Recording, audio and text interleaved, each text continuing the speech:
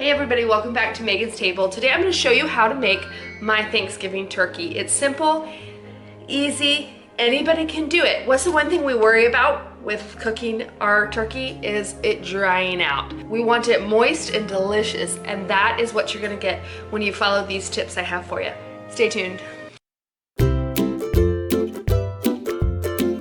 So the first trick I always use is using a bag, and I get the oven bags that are turkey size. Not a large may not always fit your bird. I tend to do an over 20-pound bird when we have our whole family together. So you make sure you get turkey size, but it holds in all the moisture. It seems to like lock it in. My roasting pan has a lid, and if the lid doesn't fit, of course I put foil over it, but it still tends to dry out. So for years, I have been using these oven bags, and it just locks in all the moisture. And I don't use the twist tie. I kind of just turn it and tuck it so that I can easily open it for basting throughout the baking time. This might seem like a no-brainer, but for me, it wasn't always a no-brainer, but an internal thermometer that is oven safe. I don't keep it in there the whole time, but around the time that my turkey should be done, I go ahead and insert it into the largest part of the breast and give it some time and make sure. What you want to do is you want to cook your turkey until it is at a safe temperature, which is 165 degrees Fahrenheit for poultry. And you don't want to cook it anymore. Once it's at a safe temperature, go ahead and get that thing out, because the more you cook it, the more it's going to dry itself out and won't taste as good. The next tip that I have is to use an injector, and I actually inject it with melted butter. I know, butter, because you know, it's butter. But when you're doing a 20-pound turkey and you're injecting about a half a stick of butter, overall it's not that much. And I'll show you in just a minute how I do that. So definitely get an injector. You can find this at your local grocery store, as well as this thermometer. You don't have to go to a fancy kitchen store.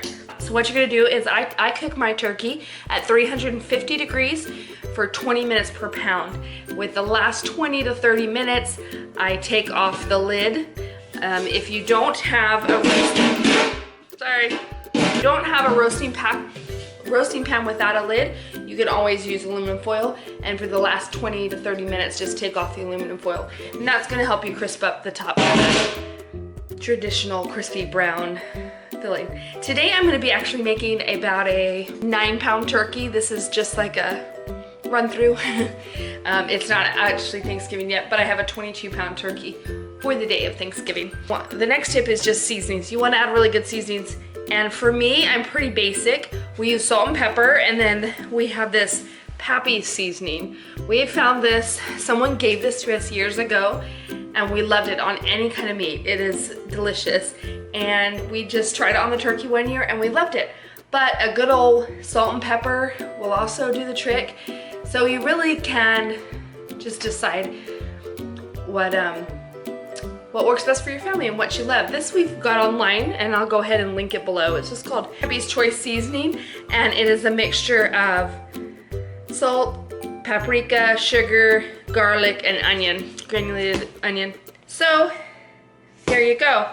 The next tip I want to give you is that when the turkey is done, you want to make sure you plan your day, plan your Thanksgiving. I always write out on a piece of paper my plan for when I'm gonna make what and when I'm gonna put what in the oven. The next tip is make sure your turkey is done at least 30 minutes before you're gonna eat, because when you take it out of the oven, keep it covered or recover it, because you will have taken your cover off for the last 30 minutes. Recover it on the kitchen counter and leave it alone.